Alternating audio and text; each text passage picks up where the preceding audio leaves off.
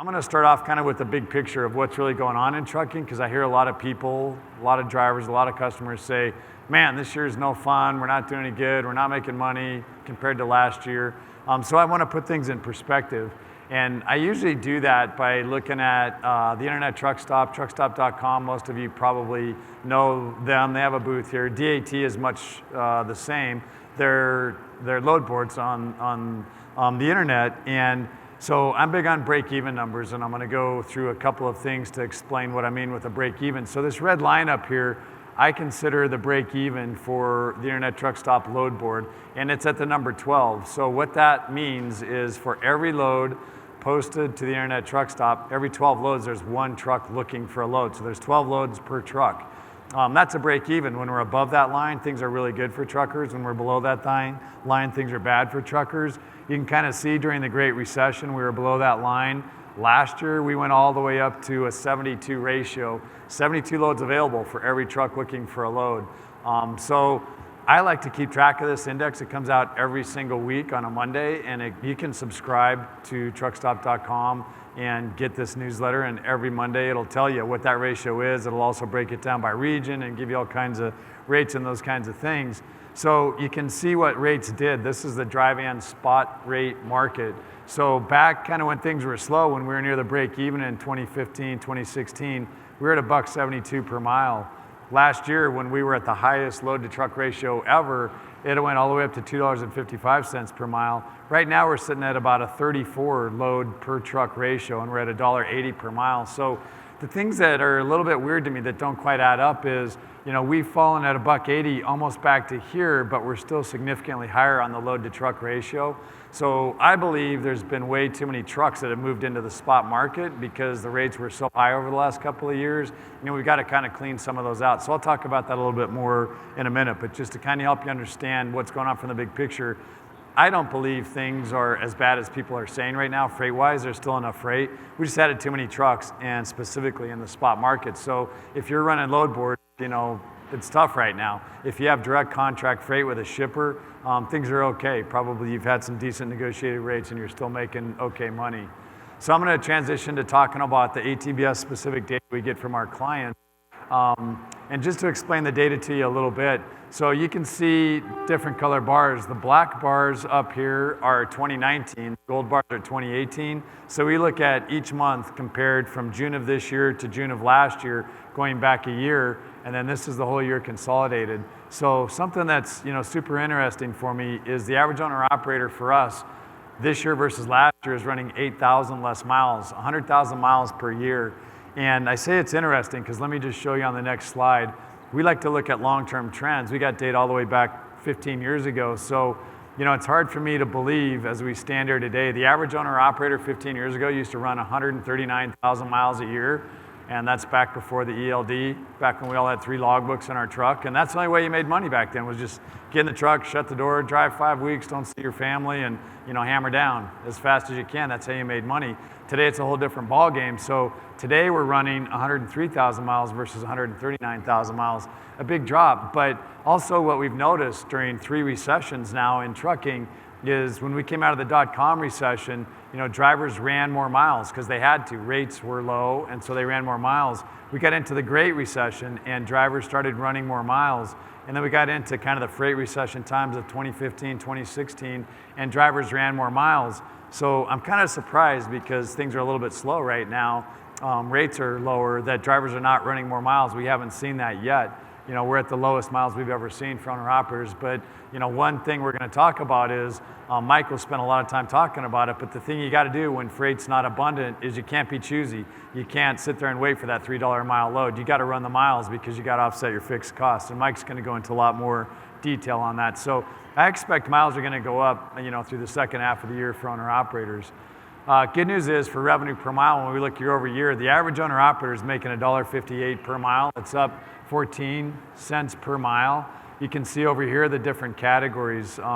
We classify the data by independent, which is those Lone Rangers and Trailblazers doing their own business, and then dry reefer and flat are drivers that are leased onto motor carriers in those segments. So you can see the different revenue per mile by each of those segments. But the good news is rates are still up comparatively to last year. So another question that we asked the fleets a few months back when we did this is, are you going to increase the rates paid to your independent contractors? So again, that gives a sentiment of if we're going to give big rate increases, they expect the market to be good. They're going to be going to the shippers to give rate increases. And that's the way it was really all through 2018. And now we look at 2019 and nobody's going to give more than a 5% rate increase. Most folks are expecting nothing to, just a little bit of a rate increase maybe. So, that's something that tells us we are where we are. We can't go out there and expect that, things are going to get solved with trade wars with China and all that kind of stuff and we're going to get saved. We have to think about what's going on today and we can just probably expect a very flat year like we have so far through the end of the year. So this is an important slide to kind of understand, does it make sense for me to run out in the world under my own authority in the spot market, or does it make sense to me to be leased onto a fleet as a pioneer or a hired gun? Another break even for you. So at 42 cents a mile, which is made up of this information down here, if I'm a driver and I'm leased onto a fleet and I'm making $1.50 per mile, let's just say, I want to go out and get my own authority and do my own thing. I got to go through some cost, expense, and pain to do that. I got to get my own trailer. I got to get my own insurance. I got to book my own loads. I'm going to have some bad debt because some of those brokers aren't going to pay me. I lose some economies of scale because I can't drop and hook like I could with that big fleet. So we think that costs you right around $45,000, around 42 cents a mile. So, over the last couple of years, 2016, 2017, 2018, we were significantly above that break even. We were about an 80-cent differential. If I put that in real dollar terms for you, I can go run for that fleet at about $1.50 per mile. I could, in the dry van business, I could go out and run my own business in the spot market, truly on load boards without even a direct customer, and I could make about $2.30 per mile. So it was about 80 cents more. So if you put that in real dollars, if I'm running for a fleet, I'm going to do $160,000 a year in gross revenue for my expenses. If I go do it on my own last year, I'm going to make about $230,000 in revenue. So $80,000 more, but it's only going to cost me $40,000 to $45,000 to do that. It's a pretty good risk reward, right? I can spend $40,000 to go make an extra $40,000 net, so I can almost, take my net income from $60,000 or $65,000 to $100,000. A lot of drivers did that last year and moved into that market. And as I like to tell people, even I, being a dummy, could go out and make money in the spot market last year. It was that easy. The story is very different today, so let me kind of give you those numbers today. We had to raise up our break even a little bit to $52,000 because that cost of insurance for a new entrant today, that additional insurance liability, number one, it's hard to get, and number two, it's cost double or triple what it used to cost. It's close to $12,000. So that break evens up a little bit.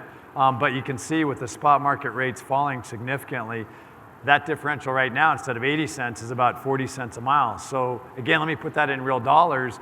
If I'm running for the fleet, I'm still going to make that $150,000 to $160,000. If I go out and do this on my own, I'm going to make an average of about $1.85 per mile. So I'm only going to make $185,000. So I'm going to spend an extra $50,000 to only make an extra $30,000 in revenue. So that's why a lot of people that went from being leased to the fleet, got my own authority, bought my truck, market's great, I'm going to make $1 million last year, and this year they're like, holy crap, what happened? I'm not making any money, and I don't know what's going on, and there's no loads out there. And really what I can tell you is there's a few things you can do, but one of the most important things you can do, especially before we go in this cycle again, because it always happens this way, is it's very rare that you can just make great money running load boards, period. There's times like last year where there's great freight, but in the end you need some direct relationships, whether it's a broker, whether it's a shipper, you need some head haul, good paying freight, and you use those load boards to get back. Mike's going to go way deeper into that, so I'll just kind of hit that at a high level, but that's what's going on right now. And so like I said, there's a lot of those trucks that flocked into that spot market, and this slide will kind of put those two things we talked about together. The truckstop.com, we're still significantly above the break-even line on the top, which tells me things should still be fine. We still have enough freight, but really what we did was just move too many trucks into the spot market. So as those trucks are migrating out of the spot market, some of them are going broke, things are changing, we're getting less trucks, then things get a little bit better. But ultimately, we're just now getting back above. We track this every week. We're just getting back above that break-even line. So right now, it's about a break-even for me to go out and get my own trailer, my own authority, and all those kinds of things. Hopefully, this will improve, as we move along through the rest of the year. Gross revenue. So the average driver The good news is it's up about $160,000 per year for the average driver we deal with. You can see the different segments up here. Maintenance costs continue to escalate. For our average driver, they're spending close to $11,000 per year in maintenance. If we look at the long term, we've gone from 15 years ago spending about 8 cents a mile per truck to today spending about 11 cents, and it's really jumped up in the last couple of years. Combination of a lot of different things, but really what's important is that you realize to manage my truck, whether it's brand new or whether it's a 1,000,000-mile used truck, there's some variability in there, but on average, if I've got a 4-year, 500,000-mile truck, I should be putting about 11 cents aside every single day to set aside to maintain my truck. Fuel costs, they've been relatively flat for almost 6 or 7 months. If we look year over year, they're up just slightly, 4 cents a mile to 48 cents a mile. One thing that I want to touch on that we're going to spend quite a bit of time talking about, and Mike's going to harp on more, is last year as truckers, we forgot about the cost side of the business because revenue was so great. It was just important to get to the next load. It paid a lot of money, and I didn't mind how fast I drove or how much I idled. I just kind of forgot my fuel costs. This demonstrates that because our average client went backwards in fuel economy by a quarter per mile per gallon last year, which we haven't seen in 4 years. Trucks have gotten more efficient, drivers have gotten smarter, they've managed fuel costs as they've been over $3 a gallon, but last year it was like all that went out the window. Drivers just stopped caring about fuel costs and they went backwards a quarter mile per gallon. That little difference right there is about $2,500 worth of fuel costs. This year, we're seeing that much closer. We're seeing people pay more attention to their fuel costs. So that's one thing I just want to start you thinking about that Mike will spend more time on, is this is a year to care about costs because the revenue is not crazy like it was last year. Every dollar I save in my business is a dollar that goes to my bottom line from a cost perspective. Save $1 on fuel, it's $1 in my pocket. Every extra dollar of revenue I generate, I got to spend money to generate that revenue. I got to run my truck, and I have variable costs of fuel and maintenance and those kinds of things. So only about 40 or 45 cents goes to the bottom line. So just remember that. Change your mindset. And it's really funny because we talk to a lot of big fleets, billion-dollar fleets, and you see that light bulb go off. And in industry, no matter what you do, is this way. When revenue's good, you kind of forget the operations and the cost side of the business. You just focus on growing your business and revenue. So we got to think, if we're for ourselves, we got to think about how do we change our mindset for success. And this is a year to be thinking about costs. So an important slide for me is when fuel goes up and down a little bit is what is that fuel surcharge doing compared to what my fuel costs are doing? Over the last year, the good news is we're still holding some of that rate increase even though fuel costs are up a bit. There's a net good of revenue versus fuel of about 10 cents a mile, or right around $2,500. We're still getting compensated, which tells me we're still holding on to the rate increases that we took last year, even though rates have come down versus what fuel has done. Truck payments, just simple numbers to give you. 15 years ago, our average driver was paying about $1,700 a month for a truck. Today, they're paying about $2,300 a month for a truck, so definitely some escalation in the price of trucks, typically related to the stuff that those manufacturers have to do to meet EPA requirements. So, what matters most? How much money are you making as an owner-operator? We were really excited at the end of last year because the driver's net income had gone from $60,000 to $65,000 net income. That was a big jump, biggest jump we've ever seen, highest net income we've ever seen. And so I'm happy to say that overall, when we compare June of this year back a year compared to the prior year, net income is still up year over year. It's down, for the first 6 months of this year versus all of last year, but overall things are still pretty good. The average driver during the past years made $64,700. The only negative you see up here is in the flatbed business, and I'll give you maybe just a little bit of glimpse of what that means. Typically, flatbed kind of leads us out of recessions, and they also lead us into recessions. When you think about what moves on flatbeds, it's not the things we consume every day like beer and cereal and food and meat and toilet paper and those kinds of things. Flatbed is industrial goods typically. It's things that are getting manufactured that have long horizons. And so I remember back in early 2017, the flatbed industry was doing really well when the rest of trucking still kind of felt very weak, but it was people that saw good times coming, were investing in cranes and steel and infrastructure to build stuff. And so it's actually bad news for all of us when we start to see flatbed go negative, because that means that industry is stopping to invest in those longer term things. And even though as consumers we might still be buying all that stuff we use every day, the long-term investment is slowing down. So I guess one thing I'm telling you is it feels slow this year. My guess is it's not just this year. We're not going to go into a deep, dark recession, I don't think, but things are going to be probably relatively slow for a year or 2 years, maybe 3 years. So you got to plan your business accordingly. You can't plan it that we're going to have another 2019 anytime soon. If we do, great, then it's just even better, but plan to make money with things being a little bit slow. So I like to look at long-term things, because when you get in a little bit of tough time, people like to say, man, it's just no fun being an owner-operator anymore, they can't make money. But when I look at long-term trends, the average owner-operator 15 years ago was making about 30 to 35 cents a mile. Today they're making 70 cents a mile. So that's a good trend. If I look at the gross dollars, net income, 15 years ago, the average driver was making about $4,000 a month. Today they're making close to $5,500 a month. So long term, even though we have our ups and downs, things are moving in the right direction. And in the end, I always ask myself the question, how hard do I have to work for how much money I'm going to get paid? That's what we all care about, right? So the good news is, for an average owner-operator, we've already talked about the numbers, but I'm now working 139,000 down to 100,000 miles. That's 30% less miles I'm driving. Not to say that y'all aren't working really hard. I know truck drivers, bless you, truck drivers work hard, they drive a lot, they put in a ton of hours, but it's not like the days where I used to have to leave my family 5 weeks at a time, never get home, and all those kinds of things. The job is a much better job today.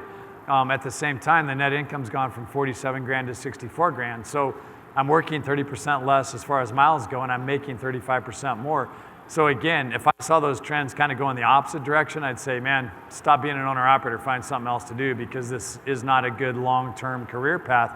But overall, when you look at those things, it tells me that being an owner-operator over a long period of time is a good thing. So I'm going to wrap up with just a few things for you to think about and then turn it over to Mike. The first one is, when I hear drivers complain that this year is tough, I'm not making any money, I got to look at the numbers. And so at the end of the day, our average client is off $25 per week, or about 2% in their net income. So that's, $400 to $500 January through June, the first half of this year. If I think about that and I'm an owner-operator and I'm netting somewhere between $1,200 to $1,500 a week, and that's off $25, at the end of the day, that's really nothing, right? I can change a couple little things and I can make up that $25 in my business. So that's not a big deal. So I want you to realize that. I know it's not as easy as last year. You're having to work harder, having to think more, having to do more to make that money, but we're not off terribly. What I think really is bugging drivers the most right now is the average driver is driving 150 miles less per week right now, which is 7%. And that's actually not a bad thing, because I'm not spending the variable cost to do that. But drivers, when they're not busy, when they're not driving, they feel like they're not making money. When I'm sitting here, it's like my wheels aren't turning, I'm not making money. So just think about those two things. And not that we want you to sit, because sitting is not a good thing. You don't cover fixed costs. Mike's going to talk a lot about that. But most important thing you can do is find a way to get a decent paying load and keep moving, and you'll keep making money this year. Mike's going to hit a lot on don't refuse loads, so I'm not going to talk more about that. I already touched on it, but the cost side of the business is really where you got to set your mindset this year. That's how you're going to make money, is managing the costs, not dreaming about the $3 a mile load that's just around the corner. The last thing I'm going to leave you with is, my grandpa was a farmer in northern Colorado, and I used to spend summers with him.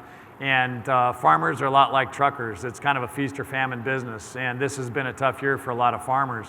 There's been a lot of rain. It was tough to get the seed in the ground. It's been tough to harvest because things are wet, and some years you have no rain. And so sometimes you have bumper crops, sometimes you have terrible crops, but in the end, farmers like my grandpa find a way to survive.